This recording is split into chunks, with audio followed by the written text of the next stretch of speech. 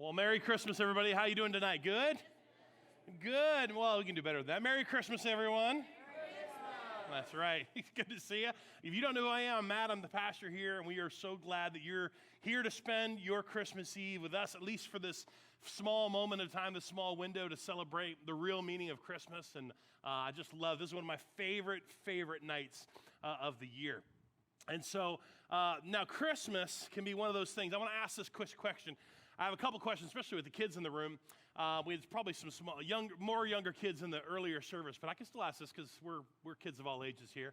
How many of you guys, and I apologize in advance if your children are unaware of this, how many of you guys practice the tradition of opening up one gift on Christmas Eve? Raise your hand super high if you do that, if you practice that tradition. There's a couple. I know Sydney and Addie in the back. You guys do, don't you? Yeah? Good. Now, here's a great question.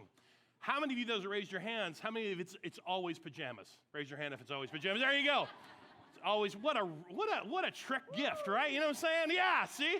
It's a trick gift. Yes, it's a gift, but it's always pajamas. We talked about the fact that the reason for this is because of mothers. All right? Mothers do this because they want the picture to be done when their hair is done and their makeup is done, and it's the end of the day versus the train wreck of a morning it usually is for them on Christmas morning. Am I right?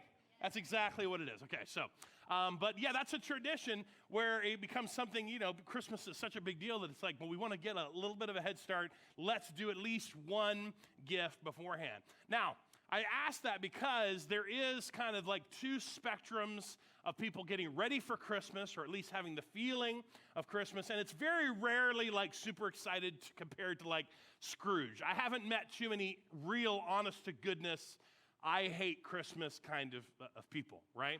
But it usually is between these two people, right? The big deal, it's usually between these two people.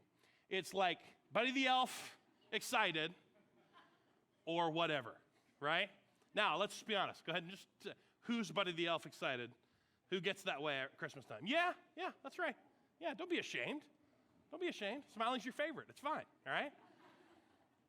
How many can be honest in church tonight and just admit that several times this month or this season, you're just the whatever person? That's, when it comes to a big deal. Yeah, there you go. Yeah, a few. A few of you are honest, right? You're just at some point, it's just like, seriously, are we still doing this? Seriously, is it this? Why is it such a big deal? And the reason I wanted to talk about that was because, honestly, we do make a big deal out of a lot when it comes to the Christmas season. As a matter of fact, I saw this commercial. It was really back in the summer. It was a fluke, okay? It was just a fluke. I saw this commercial, and I have a very kind of weird sense of humor, so I laughed hard, watched it several times, laughed hard at this commercial, all right? It's a commercial in the UK. It was about 5 or 6 years ago. It was never shown here, so it's not something you would have seen, I don't think, and it's the UK, and it's honestly slightly offensive to Christians. I'll just go ahead and tell you right up front. If you get offended easily, I apologize, because I'm going to show you the commercial, but the UK don't care, so it didn't matter to them that if it was going to be slightly offensive to you. But if you just watch, it's a commercial about a husband and wife named Joe and Mary, okay, moving into their new house. And I just want you to, if you get offended easily, it doesn't matter. Just pay attention to Joe, okay? Just pay attention to Joe's face and what he says during this commercial. Let's watch this together. I know we weren't going to do presents, but here. Oh my God, Joe.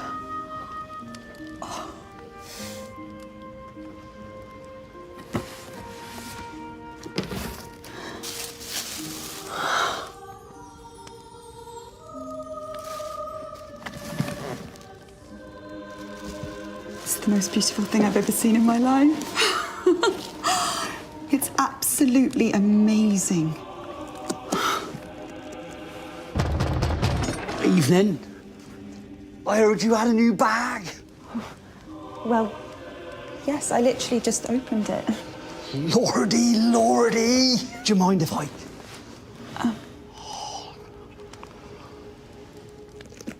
Oh, isn't that a picture? Hi-ho. The door was open, so I thought I'd... May I? Oh, there it is.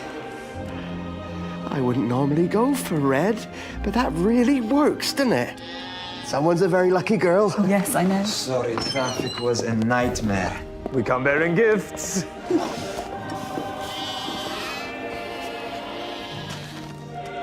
Thank you, whoever you are. Well, this is truly marvelous. It smells amazing. It's a thing of wonder. Quite stupendous. Guys, it's just a bag.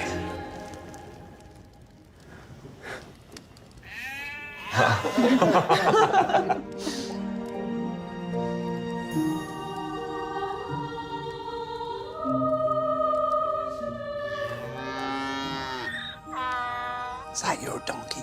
No, I thought it was yours. Some of you guys get it, right? It's just to me funny, all right? Now, honestly, when I first saw it, the part that really stuck out to me, because I really was just laughing the whole time I watched it several times, was when the guy was just, even though the commercial is sort of taking this very well-known story and using it for their sort of advantage and advertisement, it's like, the guy's like, yeah, guys, but it's just a bag. Now, apparently it's a $1,200 bag. It's a very expensive bag. I'm not a Mulberry person, apparently, so I didn't know anything about them. But it's a very expensive bag, but it's just a bag, right? And honestly, right now, in our current sort of, just 24 hours a day news cycle, culture with social media and just kind of being bombarded, we just have a tendency in our culture to make everything a big deal. Everything becomes a big deal. And so we're just sort of constantly being told every day and every week what around us and the people around us is making a big deal. And it can really be tough at this season because Christmas already has so much stuff packed into it that we also take Christmas stuff and it becomes a really big deal.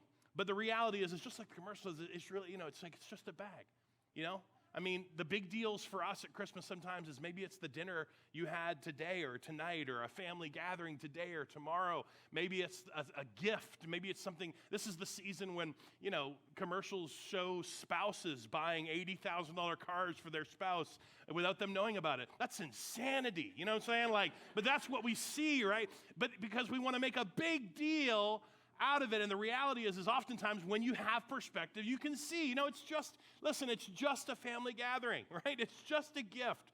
It's just a dinner. That's all it is. It's just this.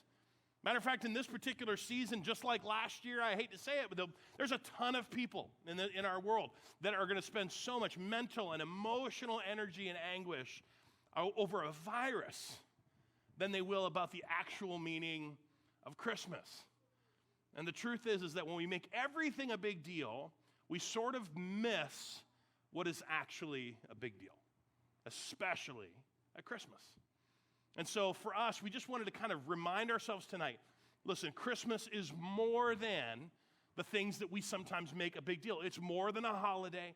It's more than your favorite holiday. It's more than the time of year, time off, vacations, all the things that kind of come with the holiday season. It's more than traditions. It's more than your dinners and your gatherings and some of the traditions that you have. It's so much more than that.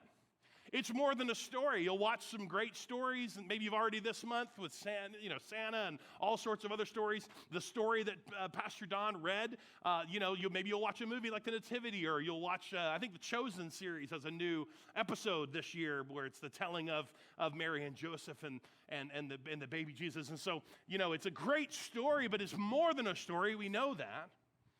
And honestly, it's more than a memory.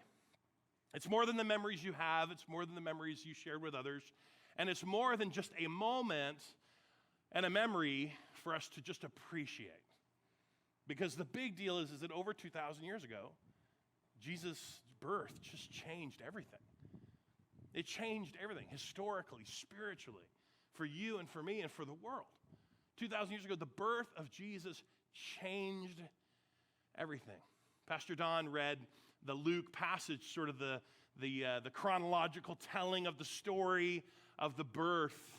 But I also love the way John, who was a disciple of Jesus, You know, and they figure it's probably between about 70 to 80 AD. Probably he was about 70 to 80, they believe, in terms of his age, maybe even closer to 90 on some things. But when he actually wrote his gospel, when he wrote down and penned some of the words, as he thought back on his life and as he thought back on Jesus and his experience with Jesus and the significance of Jesus coming in the world, I love the way John starts off, John 1, talking about this Christmas Eve, this story. He said, in the beginning, the Word, he's talking specifically about Jesus Christ. He said he was already there. He already existed. The Word was with God, and the Word was God. He existed in the beginning with God. He keeps going. God created everything through him, through Jesus, and nothing was created except through him. He was at the center of all of it.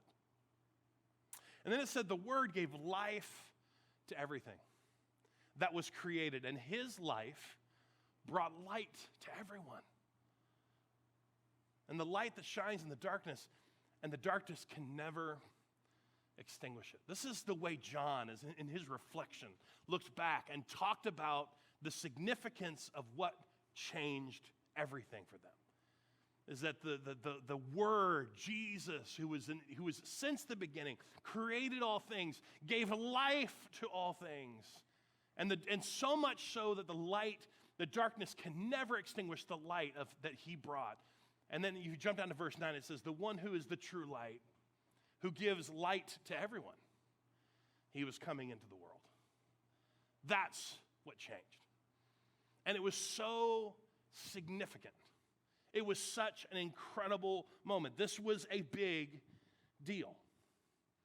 Because not only did Jesus change everything, we also know that Jesus continues to change things.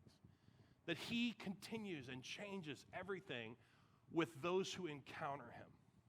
We talked about it as a church that Jesus, they talked about the prophecy verses about Emmanuel as God with us. That we are no longer going to be alone. That God is now going to be present and be ever with us. And that's what continues to change our lives. Because we're no longer alone in our struggles. We're no longer alone in our marriage issues. We're no longer alone in our parenting struggles. We're no longer alone in our work and our relationships. We're no longer alone in our cancer, in our disease. We're not alone in some of the mental illness and depression and struggle and anxiety that we experience. We are not alone anymore, stumbling in the darkness. Matter of fact, Jesus would say this about himself as Matthew records it. He told the people, he said, I am the light of the world. And whoever, read those two words out loud. Whoever what? Let's read it out loud together. Whoever what? Whoever follows me will never walk in darkness, but you will have the light of life. Right? Why is it that Jesus didn't just change everything? He changes everything for you and for me. Because those who follow him, those who choose to follow his life, we don't ever have to walk in darkness again. We are never alone. That's what changes everything. And we're never alone. And that light, the one who gives light and life to all, gives you the light of life. And now that's the light that we get to share. And I love this particular passage because we're called to share the light of absolute hope. And Jesus did say that I'm the light of the world. He was very much talking about what he came to do. And for those that followed him, we're going to have this light of life. But the reality is that he also told us that we were the light of the world. And here's that passage where he says, listen, you are now the light of the world, like a city on a hilltop that cannot be hidden. That's who you are. The ones that follow me. No one lights a lamp and puts it under a basket, right? Instead, the lamp is placed on a stand and it gives light to everyone in the house. Jesus is just helping them understand, that's how it works. When the light comes forth, it's used to give it to everybody. You don't put a basket over it. You don't hide that. You put it on a stand for everybody. And it says, in the same way, I want to let your good deeds, read those two words. What does it say? Let your good deeds what? Let your good deeds shine out for all to see. And everyone then is going to praise your heavenly Father. We have this light of absolute hope that we're now called to give away, that just by the word of our faith and our testimony and the way in which we live shines out for people to be able to see that it's from God. Matter of fact, the New Testament says it's more like we're like the fragile clay jars, right? We're the fragile clay jars. We're broken and cracked and broken. And Lord, do we know that we're broken and cracked and broken, right? But we hold this light. And this is the light that brings light and life to everyone. Matter of fact, I love that when I thought about this, I was just reminded again of an amazing story and testimony that happened down at a church in Haiti. Now, if you guys don't already know, we do some work all over the world in Peru and Haiti and Kenya and West Virginia and some other places like that. We're in some of our global missions. But one of my pastor friends was in Haiti before I had ever gone to Haiti, before we were even serving there. And he was telling me this incredible story of what happened with a church that he was helping build. And I want to show you a quick picture. For those that are involved in our giving challenge, as a church, we have a giving challenge going on between now and the end of the year. We're about, I think, somebody told me earlier, I think we're right at $38,000 short of our goal, but we really do believe that through your generosity and others that we're going to get there before the end of the year.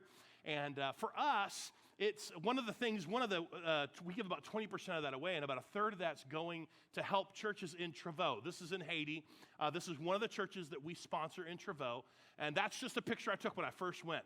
They need new concrete floors. They need fixing the roofs. They need new benches. As you can see, it's already pretty primitive. But my friend was in the northwest section of Haiti, which was a little bit further away from Trevaux, and the church that they had helped build a couple years prior was even more primitive than that. This is an example of what they had. They just simply had the wood structure with the tin roof, and they had plastic, and you see these big leaf kind of things to try to keep the arid air and all that kind of blowing through, to keep it a little more clean. They would use whatever they could to kind of build this church, and it was at the edge of this very rural village. And then this third trip, they went, and when he told me the story, it was funny because he said they wanted to cross. Okay, they wanted to cross because every church needs to have a cross, right? So he's like, we wanted to cross, and they ended up getting this like LED, not super big, but solar-powered LED cross, right? That was the solar-powered cross. So what they decided to do is they decided to install it right there at the very tip, sort of at the edge, right, of the church. This solar-powered cross. And so the church did it, and then they went home. And within the week of him going, he was telling this as a testimony to some other pastors. He said, it was just amazing. He said, the pastor kept emailing, and we got a phone call finally that said it was just so crazy that the solar power would collect during the day, and this cross would light up all night long. And it was seen, they didn't realize it, but it was being seen just from miles and miles and miles away. And so in this very rural area of the northwest part of Haiti, he said within a day or two, people started to visit this very small village and show up and want to know what the light was all about. You know, like what was going on. And this was the coolest thing the pastor said. The pastor said that even people in the village that didn't attend the church knew how to answer, and they just said, oh, that's the light of the cross at the church where they worship this guy named Jesus. And he said there were people in town and people that were part of the church that as these people were being drawn to the city, being drawn to this little village, that people were coming to a knowledge of who Jesus was. All because of this little solar-powered cross that was now shining out for the whole area that could see it to see. And guys, that's what this light that's in us is meant to do. The light that we now have of the absolute hope of Jesus, the real reason we celebrate, the big deal that is Christmas for us, is what shines out. And it's what's supposed to draw people in. Draw people to us to ask questions about why we have the faith that we have. Why do we believe that there was such an insignificant thing that happened on Christmas Eve 2,000 years ago? Why do we believe that? And so if you're new with us here at Journey, again, maybe you don't know some of we're not very liturgical, as you would say. We don't do a ton of ritualistic things. But this is something we choose to do every Christmas Eve. We choose to do two things. One is we choose to celebrate together as a church by taking communion. Because we don't just celebrate, the birth of Jesus in terms of that he did come to be with us. We celebrate why he came to be with us. We celebrate the fact that he came to save us. That his sacrifice was for our benefit. That his sacrifice was for us. And we take the sacrament, we receive the elements of the Lord's table together to celebrate that. And then the second thing we do is we light our candle. So just like the Advent candle out in the lobby, the 5 candles out there, the white one represents the light of Christ. And we all have our little white candles, and as we sing one of the songs of our season, we're going to light the candle throughout the service and throughout us singing that, and we're going to all hold our lights together. So in case you didn't know, parents, you make your own decision about the kids. If your kids understand what we're doing in terms of communion, that's your decision to have them help participate with us. But we take communion together in this particular fashion. We got these cool little cups. Hopefully you didn't sit on them when you came in. And I'm going to walk you through this because it's a little tricky. Don't just go crazy and tearing into it, okay? There's a little thin little cellophane top. Tear that back and take the little wafer there.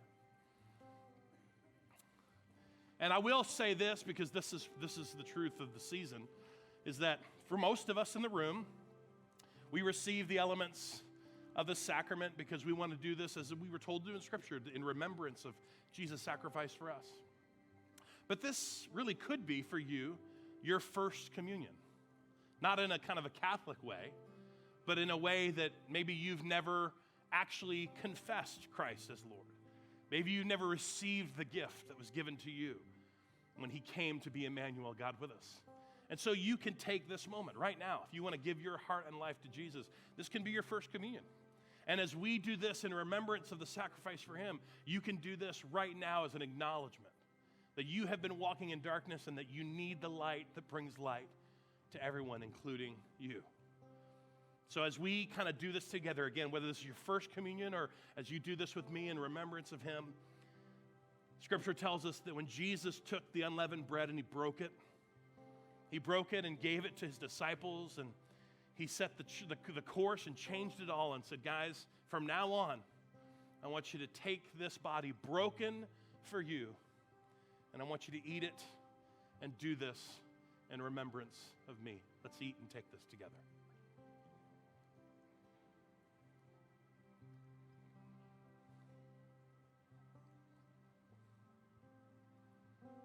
That same night, he took the 4th cup, the new covenant, he called it, and he said, I'm going to create this new covenant. And the juice, the wine, represented the blood.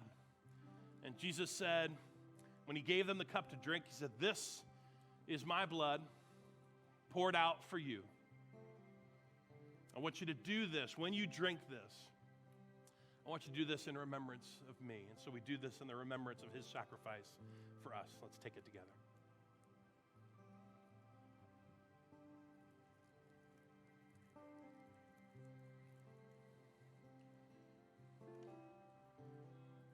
We're so thankful, Jesus, for your sacrifice for us. Whether it was our first communion ever, because we've accepted you as a Lord and given our life to you, or whether this is our 50th year, 60th year, 70th year, we do this always to remember your love for us, poured out for us through your body and your blood.